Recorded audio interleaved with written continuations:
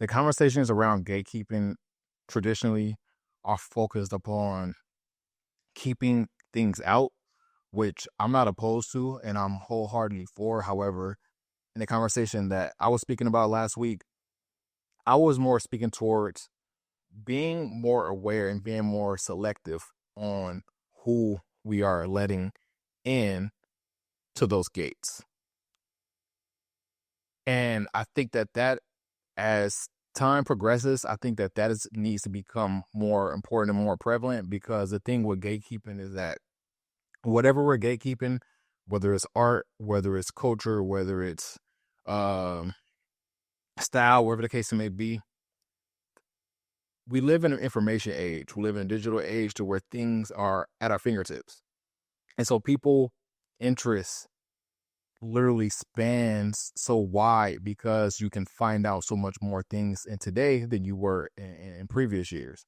And so when you have the interest for certain things are at an all-time high, it becomes harder to keep people on the other side of those gates, because the crowd of people on the other side of those gates become too large to manage. And now you're not strong enough to maintain your force behind that gate, speaking in the sense of gatekeeping. However, what we can do is like, okay, well, what we can do is start to pick people out of the crowd and let them in to those gates. And we have to be more selective. We have to be more, we have to be just more strict on that. I think that, there's this phrase on inviting such and such, inviting, whoever to cookouts for Black people. Because we see somebody of another race reciting the lyrics of a certain song. We see somebody of a certain race dressed in a certain way. We see somebody of a certain race talking a certain way. We see somebody of a certain race dancing a certain way. And now all of a sudden we're inviting them to the cookout without actually delving into their intentions, without actually delving into the history, without delving into who these people are. We're just inviting them to the cookouts.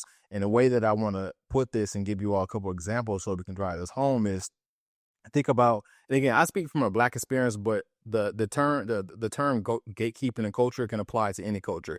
I obviously speak for Black people because I'm Black and that's a culture that I represent. So that's who I speak for, but this can apply to any culture. Think about Thanksgiving. Thanksgiving is something for Black Americans traditionally. It's this big feast. And traditionally, this is when some of the best food is cooked in our family, whether it's great grandparents, great grandparents, grandparents, whatever the case may be. There are certain recipes that's been in our families for decades on decades on decades. And when Thanksgiving comes around, there are certain people who have been trusted to prepare certain dishes, whether it's a recipe that was passed down from, great great grandma, and great great grandma actually taught you how to prepare this, or it was a recipe from great great grandma that was passed down to great grandma, and great grandma taught her daughter, and then she ended up teaching her daughter. And like this is a rites of passage, and you were trusted to prepare this meal or prepare this dish. And so now the entire family trusts you.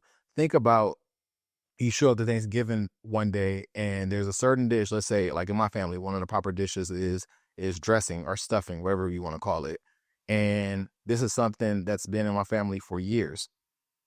I can imagine showing up to Thanksgiving one year and somebody who has never prepared a dish for let's say for a summertime cookout, haven't prepared a dish for um, 4th of July barbecue, wherever the case may be, is now preparing a Thanksgiving dish just out of nowhere. They had no history with cooking. And then we all get together and we feast. And that one dish has been sacred to our family, has been prepared by this person, and it's nasty. That's going to throw off the atmosphere for Thanksgiving that year. And so now in the coming years, when we're gathering together at whoever's house and people are like, "Are you coming?" Your question is gonna be like, "Well, who's cooking what?" Because now something that was something that was so sacred, something that was so important to the makeup of this annual get together for your family has been ruined, and so now you don't trust them. And so when I was speaking about the sacred part of gatekeeping in the previous episode, that's all I was meaning. It was like, there are certain things that are sacred to our culture that makes up the identity of our culture, whether that's style, whether that's fashion, whether that's ethics, like having respect for others, treating people a certain way, whatever the case may be. Those certain things are sacred to us. And the more we lend these things out, the less sacred they become. We can go away from food.